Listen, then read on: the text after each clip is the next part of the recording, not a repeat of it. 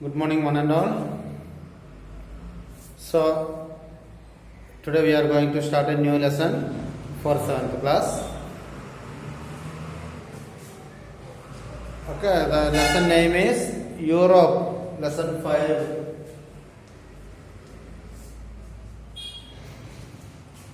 Europe. Already you know the 7 continents, yes or no? So among the 7 continents, already you know, Asia is the largest continent and Australia is the smallest continent. Now here we are going to learn about the continent Europe. Europe is the second smallest continent in the world. That means the smallest I told you, Australia. So the second smallest is Europe.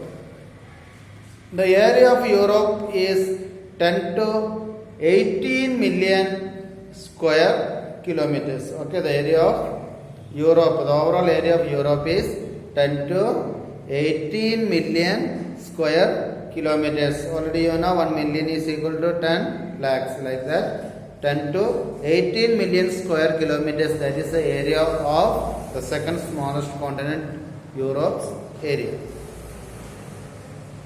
Now coming to the countries in this continent, Russia is the biggest country and Vatican City is the smallest country. Is it clear? So now we are going to learn, we are learning about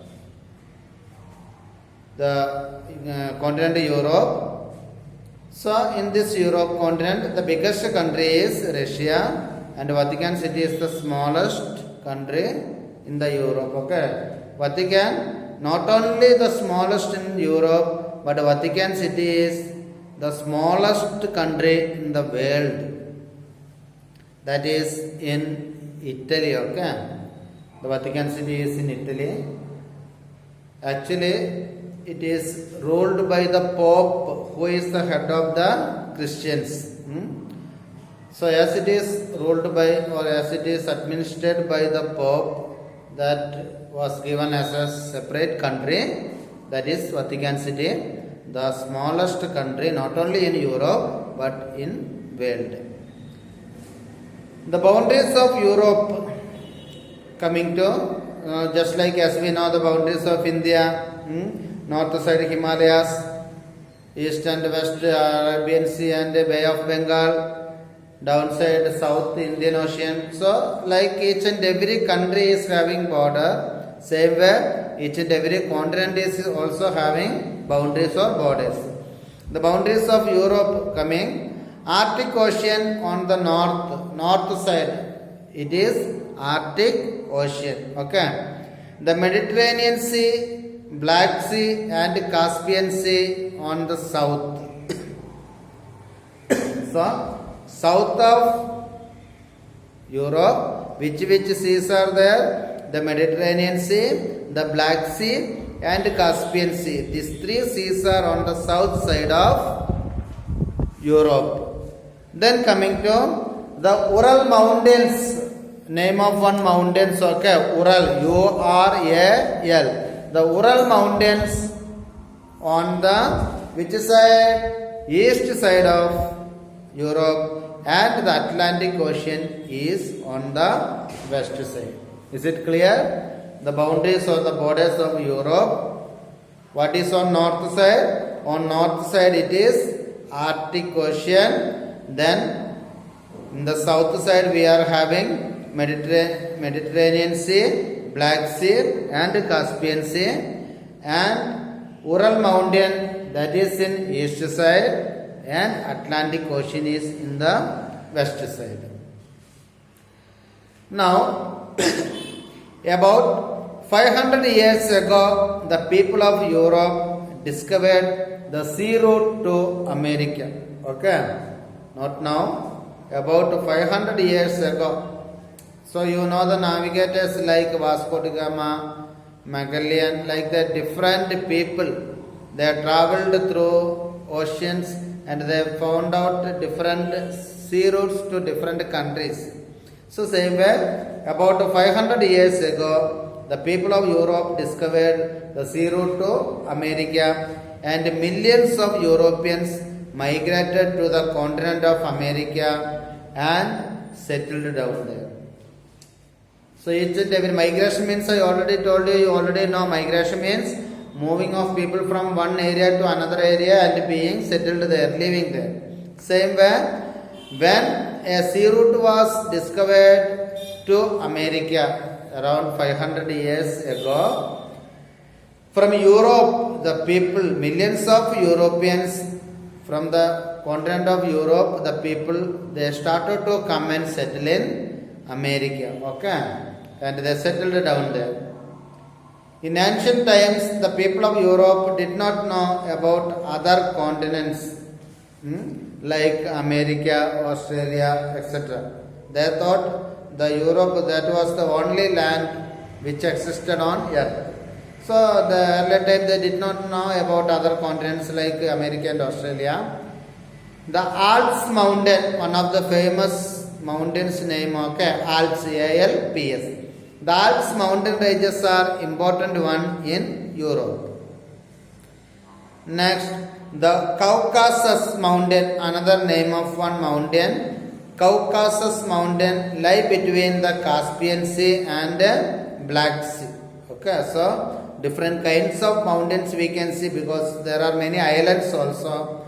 So this mountain, Caucasus mountains, it is lying between the Caspian Sea and Black Sea.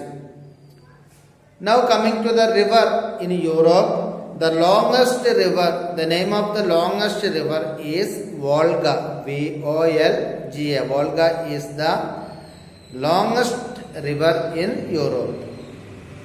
And the two countries, Norway and Sweden, are also part of peninsula. Peninsula means already you know, a piece of land surrounded by three sides by water and one main side of land, just like example our India. India, as you know, north side we are having land Himalayas, then South Indian Ocean, and east and west we are having Bay of Bengal and Arabian Sea. So it is known as peninsula. Same way the two countries, which one? Norway and Sweden, they are also a part of peninsula. Okay, peninsula is called there Scandinavian Peninsula. The name of the peninsula in that area it is known as Scandinavian Peninsula. Now coming to the land masses that are surrounded by the sea on all sides, it is known as island. Already you know that the difference between peninsula and island.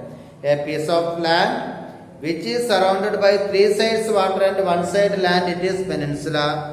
A piece of land which is surrounded by water on four sides, it is known as island. Example, Great Britain, UK, United Kingdom, Great Britain, it is one of the greatest example for an island country. Okay, that Great Britain is fully covered by water on four sides. Now coming to the climate, Europe has a cooler climate than ours. Comparing to our Indian climate, Europe is having some kind of cooler climate. Most of the countries experience snow falls in winter. Okay, in Europe, the countries which are located in Europe continent, they are experiencing snowfall in winter. Just like as we are getting drizzling rain type, there will be snowfall almost all countries in European continent. Then coming to the wind, blowing of wind. Wind blow throughout the year from Atlantic Ocean towards Europe. From the ocean side to Europe, it will be flowing wind. Is it clear? So the wind blow throughout the year from Atlantic Ocean towards Europe. Since they blow from west, it is blowing from west to east. Since they blow from west, these winds are known as westerlies, westerlies. Okay, so what is meant by the westerlies? In Europe, winds blow throughout the year from Atlantic Ocean towards Europe. As these winds blow from west, these winds are known as westerlies. Now coming to the warm ocean current found in the Atlantic Ocean. Waves, tides and currents in the last class we already came to know.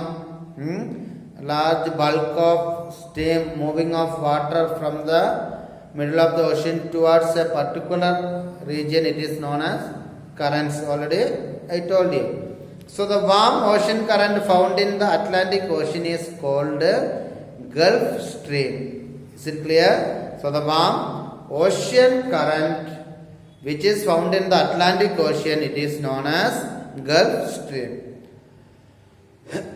America, while in Europe it is called North Atlantic Drift. Okay, there is different name for this warm ocean current. In the Atlantic Ocean is called Gulf Stream in America, and while in Europe it is called North Atlantic Drift. Now, as it is fully covered by water and everything, already you know, fishery industry, that means fishing. Fishery industry is developed very well in the North Sea near Britain, because they are having full covered by water and abundant of fishes will be available for them. So, fishery industries, it developed very well in the North Sea near Britain. This part of the North Sea is called Dogger Bank. Okay, D-O-G-G-A-R, Dogger Bank. So, what is the meaning of Dogger Bank? Fishery industry, it is developed very well in North Sea, Britain. So, this part of the North Sea is known as Dogger Bank, where fishing and everything is developed more and more. Fish is an important part of the food of the Europeans also. So, as they are getting abundant of aquatic food, that means fishes.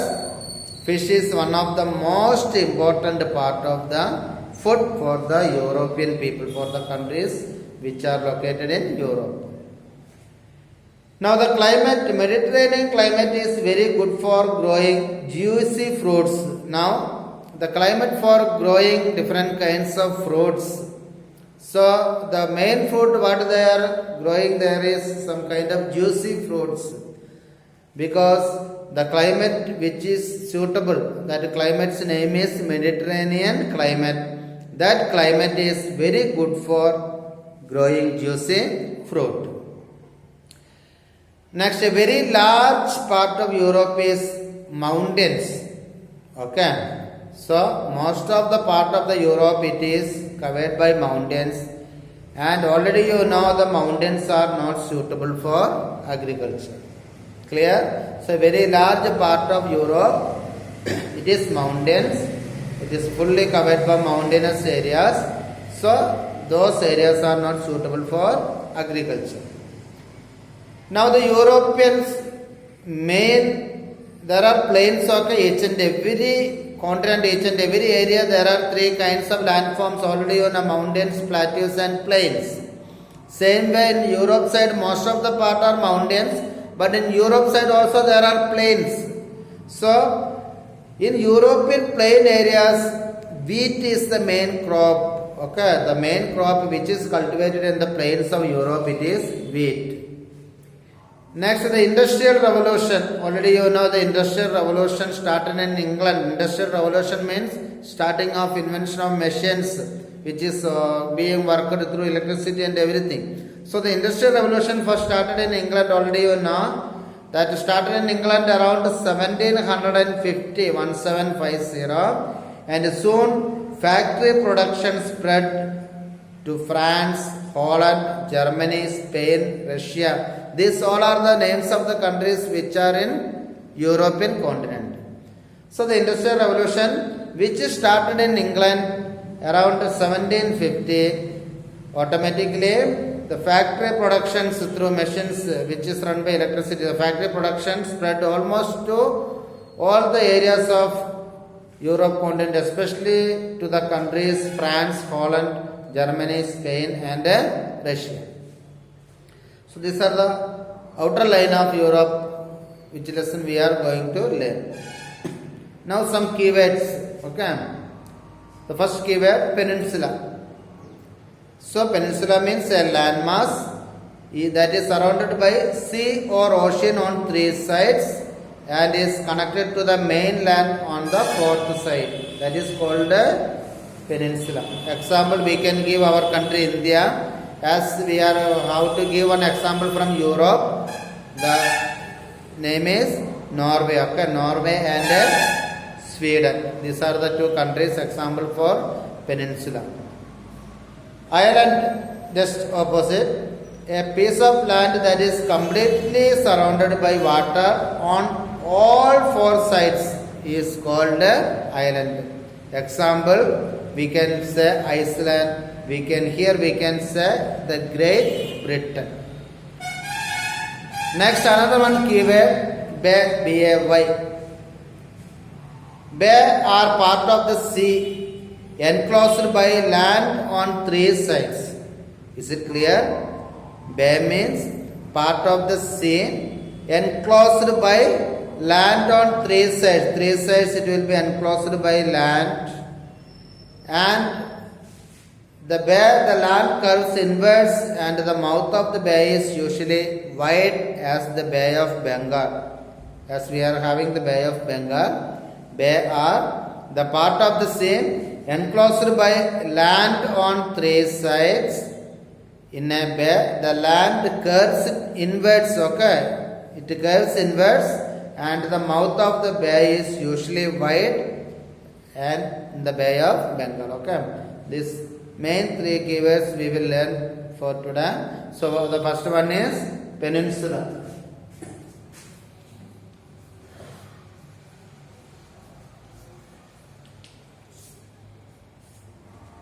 Okay, what is the first one? Peninsula. The definition: a landmass that is surrounded by the sea or ocean on three sides.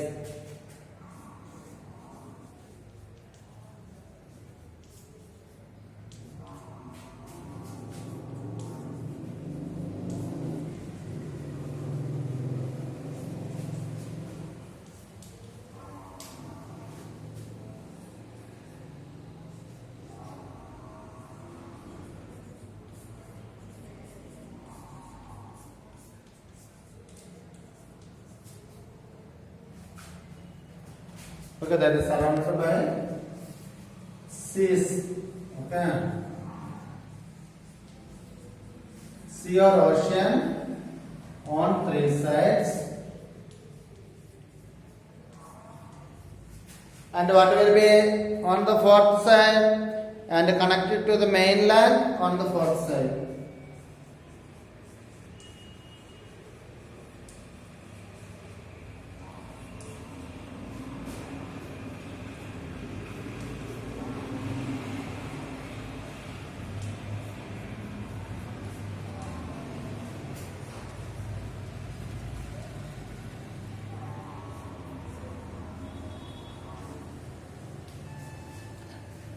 Example, we can say our India, but as we have to say one country name in Europe, you can write Norway, Sweden. Okay.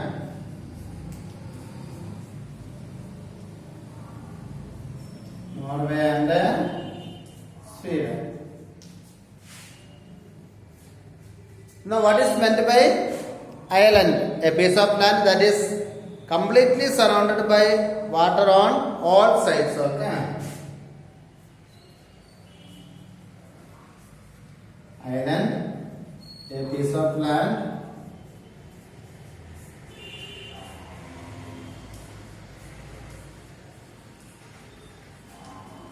that is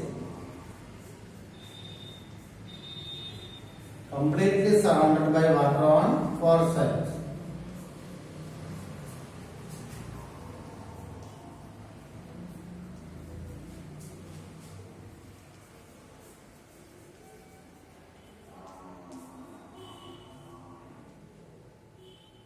Example, I learned one example. What which country name I told? The Great Britain.